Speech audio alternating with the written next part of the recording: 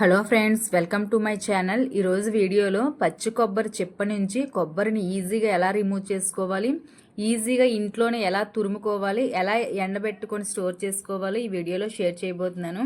అయితే చాలామంది ఇంట్లో కొబ్బరి ఈజీగానే ఉంటుంది, ఎక్కువగా మనం పూజలకు వాడుతూ ఉంటాము, అవి ఈజీగా పడేస్తూ ఉంటాము. కొంతమంది అయితే బాగానే చట్నీల్లో అలా యూజ్ చేసుకుంటూ ఉంటారు.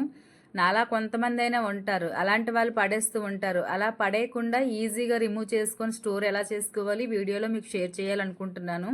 అయితే చాలామందికి పచ్చి కొబ్బరి తింటే కొంచెం అరగదు అని సందేహం ఉంటుంది. అలాంటి వాళ్ళు ఈ చిన్న టిప్స్ యూజ్ చేస్తూ రోజుకో చిన్న ముక్క తిన్నట్లయితే మన హెల్త్కి చాలా మంచిది. ఒక 2 నుంచి 3 ఇంచీల ముక్క, 1 ఇంచు బెల్లం ముక్క 2 యాడ్ చేసుకొని తింటే ఈజీగా డైజెషన్ అవుతుంది, హెల్త్కి కూడా చాలా మంచిది. ఇందులో గుడ్ కొలెస్ట్రాల్ చాలా ఎక్కువగా ఉంటుంది. అయితే పచ్చి కొబ్బరి పాలల్లో కూడా కాల్షియం ఎక్కువగా ఉంటుంది. ఇలా చెప్పుకుంటూ పోతే హెల్త్ బెనిఫిట్స్ చాలా ఉన్నాయి. అయితే ఇవి చాలామందికి తెలుసు, కొంతమందికి తెలియదు కూడా. అయితే మనం ఈజీగా ఈ వీడియోలోని పచ్చి కొబ్బరి చిప్ప నుంచి కొబ్బరిని ఈజీగా ఎలా రిమూవ్ చేసుకొని ఈజీగా ఎలా తురుముకోవాలి వీడియోలో చూద్దాము. మన వీడియోలోకి వెళ్ళబోయే ముందు మన ఛానల్ ఎవరైనా ఫస్ట్ టైం చూసినట్లయితే వీడియోని లైక్ చేయండి, యూజ్ అవుతుంది అనుకుంటే మీ ఫ్రెండ్స్ అండ్ ఫ్యామిలీకి ఫార్వర్డ్ చేసి మన ఛానల్ని సబ్స్క్రైబ్ చేయండి. నేను పెట్టే వీడియోస్ అన్ని మీకు నోటిఫికేషన్లో రావాలి అంటే పక్కన బెల్ సింబల్ మీద క్లిక్ చేసి ఆల్ అనే ఆప్షన్ పైన ప్రెస్ చేస్తే నేను ఏ రోజు ఏ టైంలో వీడియో పెట్టినా మీకు వెంటనే నోటిఫికేషన్ వస్తుంది. మరి ఆలస్యం చేయకుండా ఈ కొబ్బరి చిప్ప నుంచి ఈ కొబ్బరిని ఈజీగా ఎలా తీసుకోవాలో వీడియోలో చూసేద్దాం. ముందుగా స్టవ్ ఆన్ చేసుకొని మనం పగలగొట్టుకున్న కొబ్బరికాయ ఉంటుంది కదా, దాన్ని 4 సైడ్స్ తిప్పుకుంటూ హీట్ చేసుకోవాలి.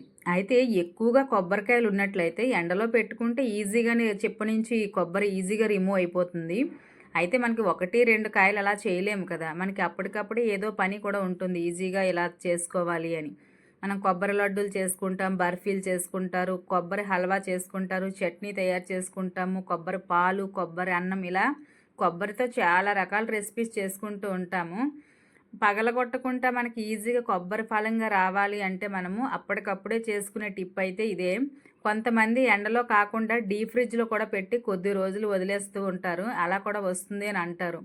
నేనైతే ఎక్కువగా ఎండలో పెట్టడం లేదు, అప్పటికప్పుడే కావాలి అనుకుంటే ఇలా స్టవ్ పైనే 4 సైడ్స్ రౌండ్గా తిప్పుకుంటూ సిమ్లో మాత్రమే హీట్ చేస్తాను.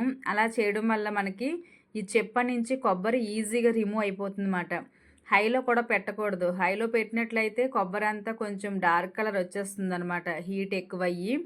అలా చేయకూడదు, సిమ్లోని మాత్రమే రౌండ్గా తిప్పుకుంటూ 4 సైడ్స్ కూడా మనం హీట్ చేసుకోవాలి. అలా హీట్ చేయడం వల్ల ఈజీగా దాని అంతలో అదే కొబ్బరి రిమూవ్ అయిపోతుంది. ఈ టిప్స్ కొంతమందికి అయితే తెలిసే ఉంటుంది, కొంతమందికి అయితే తెలీదు. చిన్నప్పుడైతే మా వాళ్ళు కొబ్బరి నూనె ఎక్కువగా ఆడిస్తూ ఉండేవాళ్ళు, వాళ్ళైతే ఎండలో పెట్టి చాలా ఈజీగా తీసేసేవాళ్ళు. 4 సైడ్స్ కొంచెం సుత్తితో ఇలా కొట్టినట్లయితే ఈజీగా వచ్చేసేది. ఇలా హీట్ చేసుకున్న తర్వాత ఒక 2 నుంచి 3 నిమిషాల పాటు సిమ్లోని అలా చేసుకున్న తర్వాత నైఫ్ తీసుకొని 4 సైడ్స్ కూడా రౌండ్గా ఇలా ప్రెస్ చేసినట్లయితే ఈజీగా కొబ్బరి వచ్చేస్తుంది. నేను ఇలాగ పాలిథిన్ కవర్ ఎందుకు పట్టుకున్నానంటే బ్లాక్గా బ్యాక్ సైడ్ ఉంటుంది కదా, అదంతా చేతికి అంటుకుంటుంది అనే ఉద్దేశంతో అలా పట్టుకున్నాను అనమాట. కింద క్లాత్ వచ్చేసరికి కొంచెం హీట్గా ఉంటుంది కదా, వేడిగా ఉంటుంది, ఆ హీట్ మన చేతికి తగులుతుంది అనే ఉద్దేశంతో అలా పట్టుకున్నాను. చూసారా ఎంత ఈజీగా వచ్చేసిందో. ఈ టిప్స్ అయితే తప్పకుండా ఫాలో అవ్వండి. నాకు కొబ్బరి అంటే చాలా నిర్లక్ష్యము, ఇప్పుడిప్పుడే కొంచెం మంచిగా యూజ్ చేస్తున్నాను అనమాట. ఎందుకంటే నేను బిఫోర్ వీడియోలో కూడా చెప్పాను, మా మదరు వాళ్ళకి చాలా కొబ్బరికాయలు చెట్లు అలా ఉండేవి అనమాట. అందువల్ల నాకు ఎందుకు అవి నిర్లక్ష్యంగా ఉంటాయి. ఇప్పుడిప్పుడైతే కొంచెం కొబ్బరి నీళ్ళు తాగడం అది కొంచెం ఎక్కువగా అలవాటు అవుతుంది కనుక ఇట్లా కాస్ట్ కూడా ఎక్కువగానే ఉంటుంది. మనకు అనుకూలంగా ఉన్నప్పుడు వాటిలో వాల్యూ అయితే తెలియదు, కొంచెం దూరం అయినప్పుడు తెలుస్తుంది అట్లా వాల్యూ. తర్వాత మనం ఈజీగా తురుముకోవడానికి అందరి దగ్గర కొబ్బరికాయ తురుముకునేది అయితే ఉండదు, ఈ క్యారెట్ తురుముకునేది అయితే అందరి దగ్గర అనుకూలంగా ఉంటుంది. తర్వాత రెండో టిప్ ఏంటంటే ఈ కొబ్బరి తురుము కూడా చాలా సన్నగా పొడవుగా చాలా అందంగా వస్తుంది అనమాట. నేను చాలాసార్లు ట్రై చేశాను.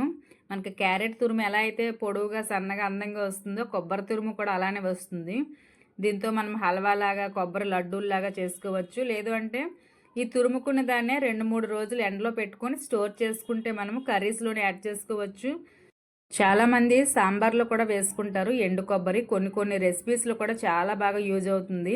పచ్చి కొబ్బరి వదిలేసుకున్నట్లయితే ఎక్కువ రోజులు నిల్వ ఉండదు. ఇలా అంతా స్టోర్ చేసుకొని ఎండలో ఎండబెట్టుకుంటే 2-3 రోజులు చక్కగా మనం ఎన్ని రోజులైనా ఈజీగా స్టోర్ చేసుకోవచ్చు. పాడయ్యే అవకాశం అయితే అస్సలు ఉండదు. మీకు అలా స్టోర్ చేసుకునే ఉద్దేశం లేకపోతే చక్కగా కొబ్బరి పాలు తీసుకోవచ్చు. తీసుకొని మనము డైరెక్ట్గా తాగొచ్చు. లేదు అనుకుంటే పాలతోటి మనం డిఫరెంట్గా రెసిపీస్ స్వీట్ అయినా లేదంటే కొబ్బరి రైస్ ఇలా బిర్యానీలో కూడా చాలామంది యాడ్ చేసుకుంటున్నారు. చాలా టేస్టీగా ఉంటుంది, హెల్త్కి కూడా చాలా మంచిది. ఇలా అంతా మనం తురుముకొని స్టోర్ చేసుకొని ఒక జార్లో స్టోర్ చేసుకోవడమే.